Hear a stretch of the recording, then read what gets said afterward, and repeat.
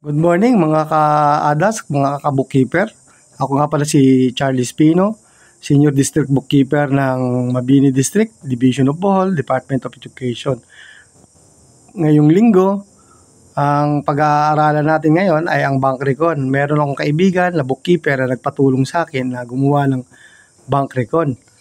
As you can see, meron siyang e-copy ng bank recon, tsaka bank statement. Ito yung pinrint out nila, no? Merong date, description, debit, credit, balance, branch, check number, and other details, no? Bago yung mukha nung ng bank statement ng Land Bank, no? Ang una natin gagawin, ikakopy natin tong i-duplicate natin tong July. I-duplicate natin, lagay natin sa pinakadulo. Tapos create copy tayo. Ayan, no? Tapos baguhin natin pangalan since na we are working sa August na bank recon. So, ang gagawin uli natin, babaguhin natin yung date. Baguhin natin yung date. Ayan, August 31. Tsaka yung mga succeeding date, no? Babaguhin natin, no? Ngayon, nabago na natin yung mga dates, no? So, ang ating uunahin ay yung pag-input ng bank balance, no? Saan ba makikita yung bank balance? Sa last page ng kanilang, sa last page ng kanilang bank statement, no? Ang bank balance is, ayan, no? 2,200,000, no? 206,500, 5,000,000.21, no? As you can see, no? Yung balance per bank August 31, 2023 is 2,206,505.21, no? Ngayon, ang hahanapin natin ngayon, ang babaguhin natin susunod ay yung balance nung libro, no? Book balance, no? Saan natin makikita to?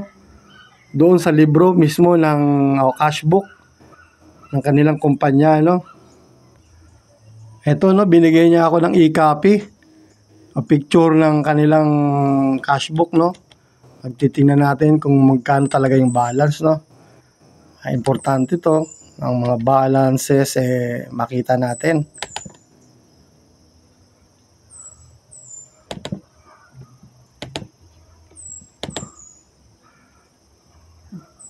Yan ang balance, no? 1,900,141.84. So, balik tayo dun sa 1,900,141 pesos and 0.84 centavos, no? So, nabago na natin, Yan ang first step, no? Baguhin natin yung bank balance saka book balance. So, ang susunod natin gagawin, tatrabahuin natin, ang outstanding check, no? Titingnan natin ang outstanding check nila, no? So, tingnan natin ang bank statement sa simula, no?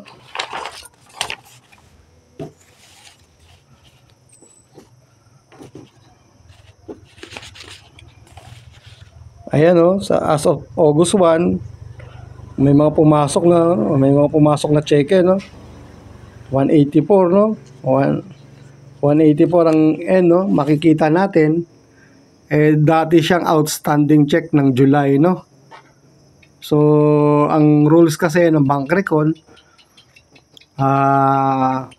kung saan dapat i-record, doon natin isulat, no?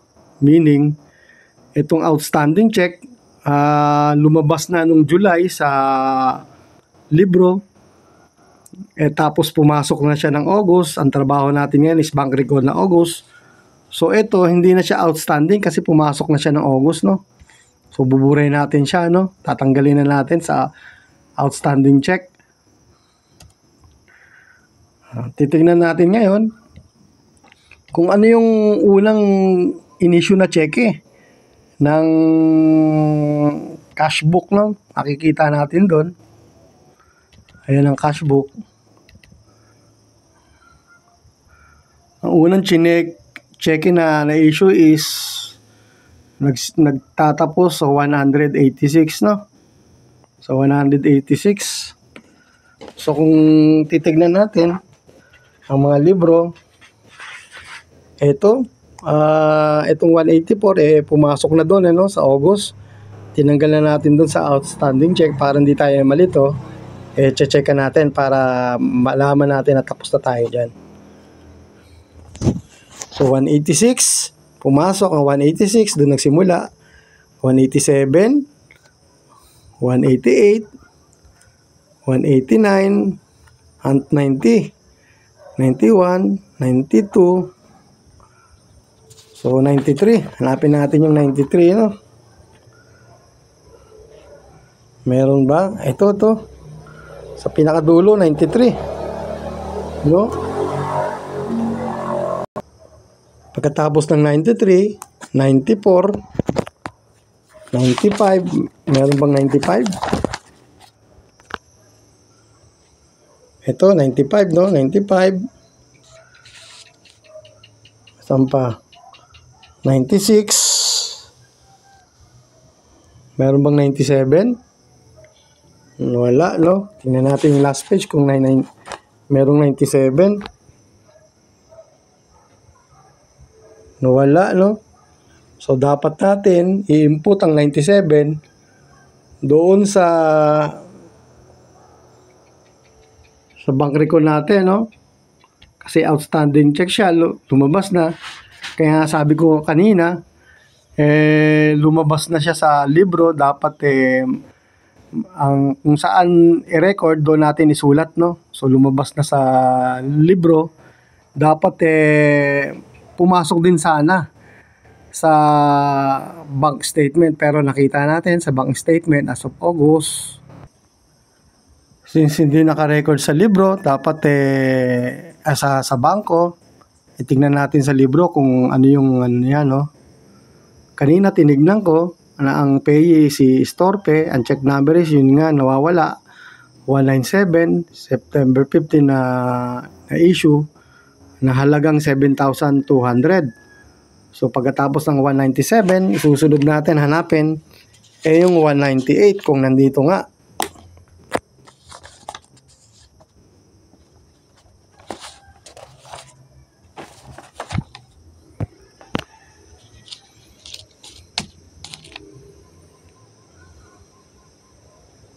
Ayan, o, 198, 199, 200. Hanapin natin 201, no? Kabilang page makikita natin, no? Ayan, o, 201, 202, 203, 4, 204, 205, walang 206, no? Wala tayong nakitang 206. So titignan natin sa libro para maisulat natin dito sa outstanding check yung 206, no? So dalawa na yung ating outstanding check, no? Ang 197 tsaka 206, no?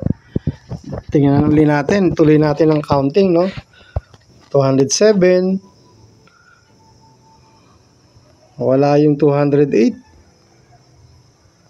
Tingnan natin, no? Ang 208 pala ay outstanding din, no? Ayan, may payee, may date kung kailan na-issue ang cheque, tsaka amount. So balik tayo sa counting, no?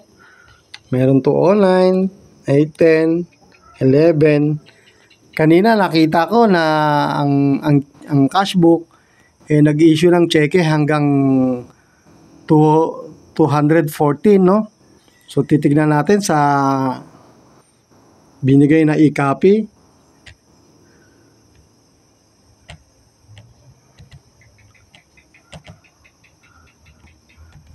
Ito yung e-copy ng libro, no? O makikita natin 12, 13, 14 ang wala doon sa bank statement. So itong tatlong cheque na to, 12, 13, 14 ay mga outstanding. So dapat isama natin doon sa outstanding check doon sa bank recon. Ayan o, naisama ko na, no? Naisama ko na yung tatlong checking outstanding, no? So merong 6 na outstanding check ng number is 197, 206, 208, 212, 213, 214. Itong mga check na to wala dun sa bank statement.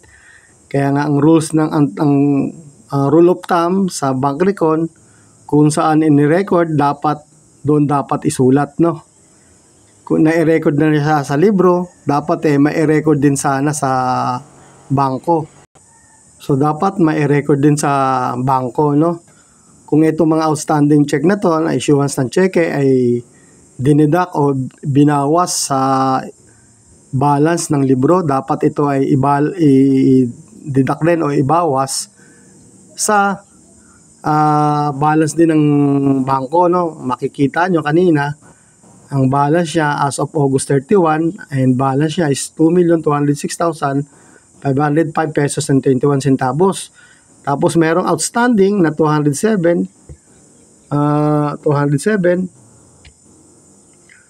na 492,047 pesos, no? So pag dinidak mo yun, ay matitira 1,999,012 pesos and 74 pesos. Ang susunod nating titignan ngayon ay yung mga cash deposit ng bangko, na record ng bangko, o tignan natin kung na-record ba sa mga libro. Simulan natin, no? Ang unang amount na pumasok ay ang 26,737 pesos and 75 centavos, no? Tignan natin kung nandoon nga sa libro.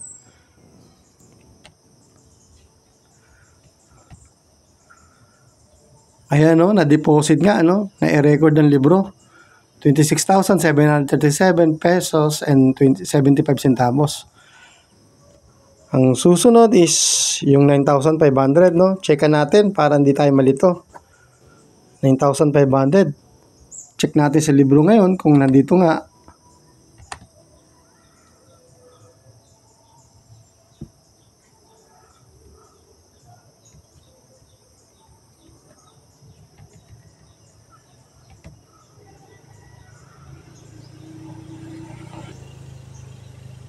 Yun nga, no, andun nga yung 9,500, no? At ang susunod na amount, yung 128, no? Ganun lang gagawin natin. I-check natin kung pumasok nga sa libro ang mga deposit ng mga sa bangko, no?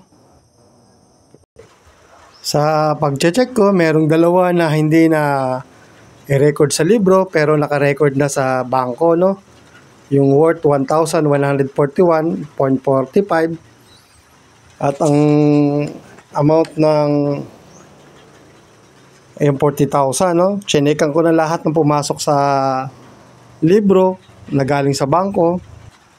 Ito yung mga credit memo na pumasok sa bangko pero hindi pa na-record sa libro, no? Ang dami na, no? From June 2019 pa, no?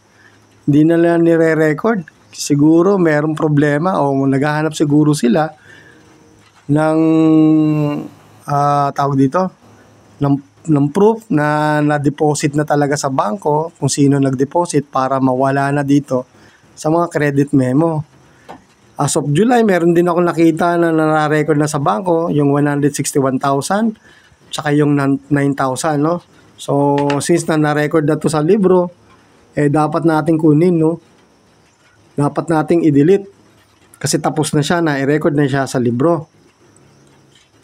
Gaya ng sabi ko kanina, merong dalawang amount na hindi pa nare-record sa libro.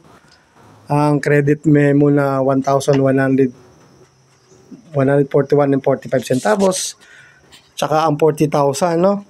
So dapat mag-reflect dito sa credit memo or dapat i-add sa balance ng libro kasi nga na-i-add na to o naidagdag na ito sa balance ng bangko. Kung makikita nyo, no, dinagdag ko na doon yung dalawang credit memo. Ang isa date September 11 tsaka September 16, no. Nagkakahalaga ng 1,000 tsaka 40,000, no. Kung makikita nyo na meron lang book balance na 1,999 tsaka 12 pesos and 74 centavos. At balikan natin yung bank balance. Bank balance na as of August 31, 2023, merong 1,199,912 pesos 74 centavos, no? So balance siya, no? Para meron akong guide, nilalagyan ko dito ng equation, bank balance minus book balance, so 0, no? So meaning balance na siya, no? As of August 31, 2023, yung ating bank recon na-balance tayo, no?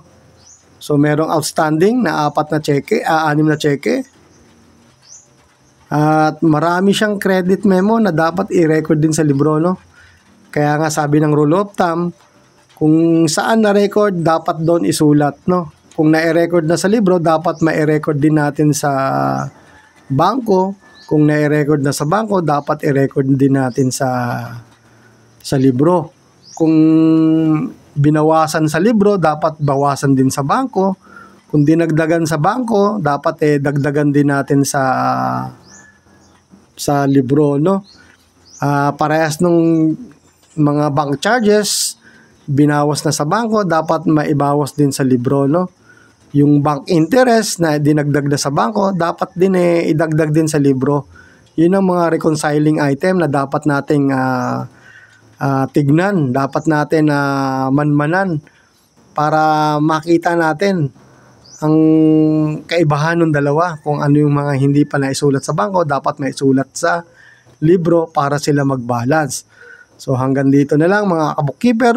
Baka meron kayong ibang style ng pag-check o paggawa ng bank recon, please comment and like, subscribe sa aking channel para naman makita to ng ibang mga district bookkeeper at iba't ibang region or division. Maraming salamat mga ka-bookkeeper. Thank you.